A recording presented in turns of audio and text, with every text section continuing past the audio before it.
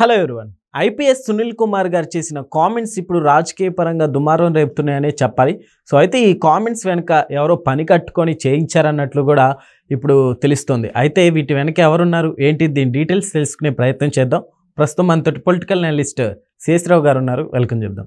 Hello sir. Hello sir, ఈ comments వెనక ఎవరైనా ఉన్నారంటారా? ఇప్పుడు ఒక ఐపీఎస్ కానీ ఒక ఐఏఎస్ కానీ ప్రభుత్వానికి వ్యతిరేకంగా డైరెక్ట్గా కానీ ఇండైరెక్ట్గా కానీ లేదా ఎగ్జిస్టింగ్గా ఉన్నటువంటి పార్టీ అధికారంలో ఉన్నటువంటి పార్టీకి వ్యతిరేకంగా కానీ పరోక్షంగా కానీ ప్రత్యక్షంగా కానీ అడుగులు వేస్తూ ఉంటే ఖచ్చితంగా దీని వెనుక ఎవరో పెద్దల హస్తం ఉండాలి అని చెప్పి అనుకోవడానికి అవకాశాలు ఎక్కువగా ఉన్నాయి. ఓకే. ఇప్పుడు సునీల్ కుమార్ గారు తాజాగా చేసినటువంటి కామెంట్స్ని కనుక తీసుకుంటే, పొలిటికల్ కామెంట్స్ని తీసుకుంటే, ఒక ఐపీఎస్ విధమైనటువంటి కామెంట్లు సడన్గా ఎందుకు చేయాల్సి వచ్చింది అని అంటే, ఇప్పుడున్నటువంటి కూటమి ప్రభుత్వాన్ని, ఇప్పుడున్నటువంటి జనసేన, తెలుగుదేశం పార్టీ, బీజేపీ పార్టీల కలయికను విచ్ఛిన్నం చేయాలి అనేటువంటి ప్రయత్నం సహజంగా ప్రత్యర్థులు చేస్తూ ఉన్నారు. ఓకే. కానీ వాళ్ళు ఎంత ప్రయత్నం చేస్తున్నారో అంతకన్నా బలంగా కలిసి ఉండాలని చెప్పి కూటమిలో ఉండే పార్టీలు భావిస్తున్నాయి. కాబట్టి ప్లాన్ ఏ ఫెయిల్ అయిపోయింది. ప్రత్యర్థులకు ప్లాన్ ఏ ఏంటి? కూటమిని విడగొట్టాలి. కానీ కూటమి విడిపోయేటువంటి పరిస్థితులు లేవు అనేది పవన్ కళ్యాణ్ గారి మాటల ద్వారా క్లియర్గా అర్థమవుతుంది. అదే వాయిస్ బీజేపీది కూడా ఉంటుంది. కాబట్టి కూటమి విడిపోదు అనేది ఫిక్స్ అయిపోయారు. పైగా 15 ఏళ్ల పాటు, మరో 15 ఏళ్ల పాటు కూటమి విచ్ఛిన్నం కాదు, ఈ రాష్ట్ర ప్రయోజనాల కోసం కూటమి పనిచేస్తుందని చెప్పి చాలా క్లియర్గా చెప్తూ ఉన్నారు పవన్ కళ్యాణ్ గారు.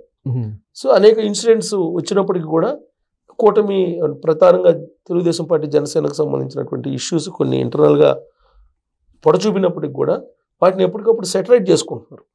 అంతే తప్ప విడిపోవాలనేటువంటి ప్రయత్నం కానీ విడిపోవాలనేటువంటి అడుగులు కానీ ఎక్కడ కూడా పట్టలేదు. ఆ విధంగా అడుగులు పడాలి అని చెప్పి కోరుకుంటున్నటువంటి వాళ్ళకి నిరాశే మిగులుతుంది ఎప్పటికప్పుడు.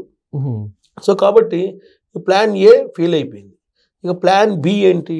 జనరల్గా ఎవరికైనా ఏ party, political పార్టీకైనా plan A, plan B అనేది ఉంటుంది. సో ప్లాన్ ఏ ఫెయిల్ అయిపోయింది. ఇది సాధ్యం కాదు కూటమిని విడగొట్టడం అనేది. సో ప్లాన్ బిని ఖచ్చితంగా బయటికి తీసి ఉండడానికి అవకాశం ఉంది.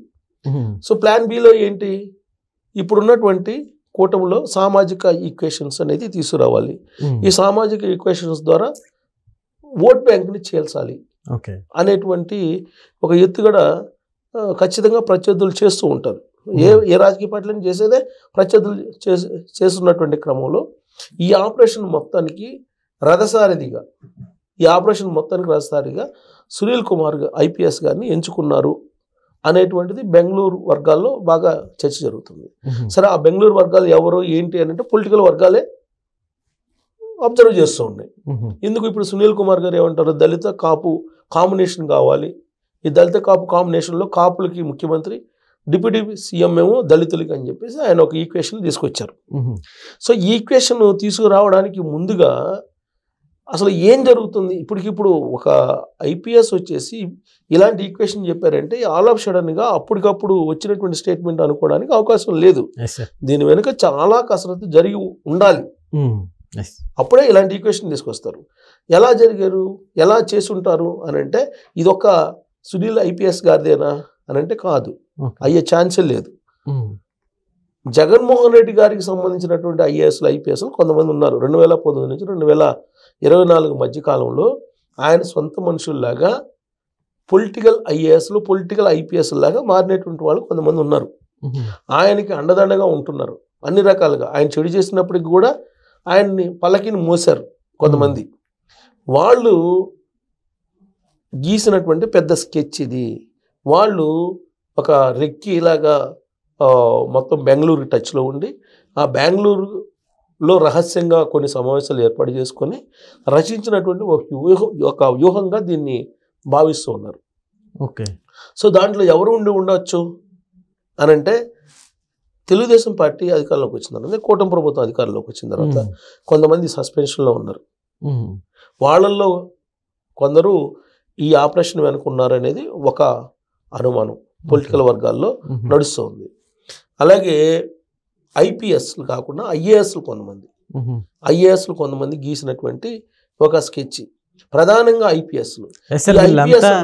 గవర్నమెంట్కి ఉండాలి కదా సార్ మధ్యలో కానీ సస్పెన్షన్ చేశారు కదా, సస్పెండ్లో ఉన్నారు కదా చాలా మంది, విఆర్లో ఉన్నారు కొంతమంది విఆర్లో ఉన్నారు, కొంతమంది సస్పెన్షన్లో ఉన్నారు. ఇప్పుడు దత్వానీ కేసులో కొంతమంది అరెస్ట్ అయ్యారు, జత్వానీ కేసులో సస్పెండ్ అయ్యారు. తర్వాత కొంతమంది ఇప్పుడు విఆర్లో ఉన్నారు, డీజీపీ ఆఫీస్లో రిపోర్ట్ చేసేటువంటి వాళ్ళు కొంతమంది ఉన్నారు, నాన్ ఫోకల్ పోస్ట్లో ఉన్నటువంటి వాళ్ళు ఉన్నారు. వీళ్ళలో కొందరు, అందరు కాదు కొందరు, వీళ్ళలో కొందరు జగన్మోహన్ రెడ్డి గారికి సొంత మనుషుల్లాగా వ్యవహరించారు. వీళ్ళు అందరూ ఒక టీమ్గా ఏర్పడి ఇప్పుడు సునీల్ గారిని ఒక సారథిగా నిల్చోబెట్టి ఇలాంటి పొలిటికల్ ఈక్వేషన్ని ఆంధ్రప్రదేశ్ సమాజంలో పంపించేటువంటి ప్రయత్నం చేస్తున్నారు అనేది ఒక వార్త స్ప్రెడ్ అయింది. ఇప్పుడు ఇది మీకు బెంగళూరు ఆపరేషన్స్ని అబ్జర్వ్ చేసేటువంటి వాళ్ళకి క్లియర్గా అర్థమవుతుంది. వాళ్ళు మాట్లాడుకున్న మాటలను బట్టి అయితే కనుక ఇదంతా బెంగళూరు ఆపరేషను, బెంగళూరు నుంచి జరిగినటువంటి రెక్కి ఇదంతా కూడా అని. ఎందుకు ఇప్పుడు ప్రత్యర్థి పార్టీ ఏంటి, ప్రధానమైనటువంటి party YSR Congress party.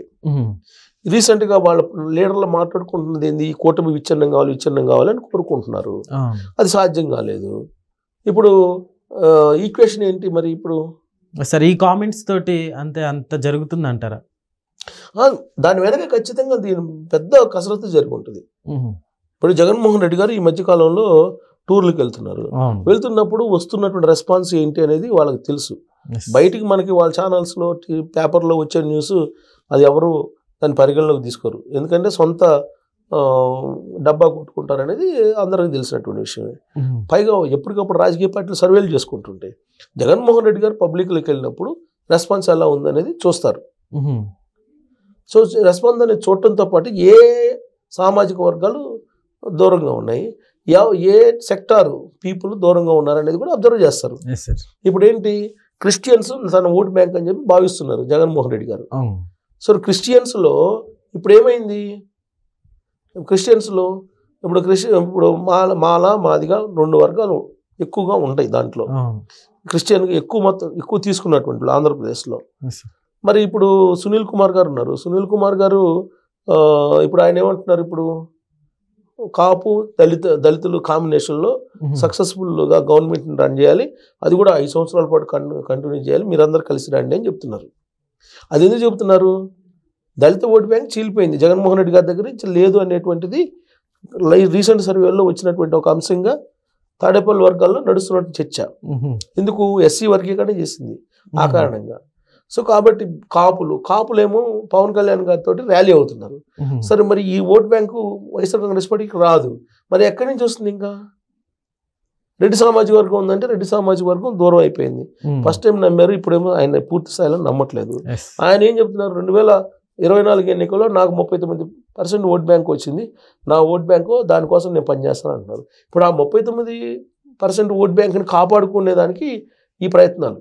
Okay, ఇది కనుక చేయకపోతే అది కూడా పోతుంది. 1, 2 కూటమి నుంచి ఇప్పుడు కూటమి కాంబినేషన్ ఏంది, కాపు కమ్మ సామాజిక వర్గం ప్లస్ బీజేపీ హిందూ మతపరంగా హిందూ మతం బీజేపీ, సామాజిక వర్గ పరంగా తెలుగుదేశం పార్టీ, అలాగే పవన్ కళ్యాణ్ గారు. కానీ తెలుగుదేశం పార్టీకి మన సామాజిక వర్గాన్ని వర్తింపజేయడానికి పూర్తి స్థాయిలో, ఎందుకంటే బీసీల పార్టీ అంటారు తెలుగుదేశం పార్టీ, బీసీలు ర్యాలీ అవుతారు. బీసీల కారణంగానే 2024లో అంత పెద్ద ఎత్తున విజయం వచ్చింది. సో బీసీలు, కాపులు, ఇతర సామాజిక వర్గాలు, ఎస్టీలు కూడా ఎక్కువ తెలుగుదేశం పార్టీకి ఉంటారు. వీళ్ళందరూ ఉన్నప్పుడు మరి వైఎస్ఆర్ కాంగ్రెస్ పార్టీకి ఏముంది? 2019 అంటే దాని ఈక్వేషన్ వేరు. ఆయన కొత్త కాబట్టి ఏదో చేస్తాడని చెప్పి వేశారు, కానీ అలాంటి పరిస్థితి ఉండదు. అందుకే ఉన్న ఓటు బ్యాంక్ని చీల్చాలి అనేటువంటి ప్రయత్నం చేస్తున్నారు. దాంట్లో భాగంగానే ఇప్పుడు బెంగళూరు ఆపరేషన్లో భాగంగానే సునీల్ కుమార్ బయటకు వచ్చారు అనేది ఒకటి వినిపిస్తుంది. అంటే ఇప్పుడే సునీల్ కుమార్ గారు ఇప్పుడే బయటకు వచ్చారు కాబట్టి దీని వెనక అసలు ఏం జరిగింది, దీని సూత్రధారి ఎవరు, పాత్రధారి ఎవరు, రచయిత ఎవరు, ఇవన్నీ కూడా నిదానంగా బయటకు వస్తాయి. ఇప్పుడిప్పుడే చర్చ జరుగుతుంది. ఇప్పుడు బెంగళూరులో ఇప్పుడు వీళ్ళందరూ ఆపరేషన్, ఇప్పుడు వీళ్ళందరూ కూడా సస్పెండ్ అయినటువంటి వాళ్ళు కొంతమంది, అలాగే ఈవీఆర్లో ఉన్నటువంటి కొంతమంది, రహస్యంగా బెంగళూరులో మీటింగ్లు ఎవరెవరు అవుతున్నారు ఏంటి, ఇవన్నీ కూడా రాష్ట్ర ఇంటెలిజెన్స్ దగ్గర ఇన్ఫర్మేషన్ ఉంటుంది. అది నిదానంగా బయటకు వస్తుంది. ఇప్పుడు ఏంటంటే చర్చ ఇప్పుడు ఆయన ఎప్పుడైతే బయట ప్రకటించారో ఆ ప్రకటన తర్వాత దీని వెనక ఏం జరుగుతుంది అనేది బహుశా నిదానంగా స్పష్టత వచ్చే అవకాశం. Okay sir, thank you.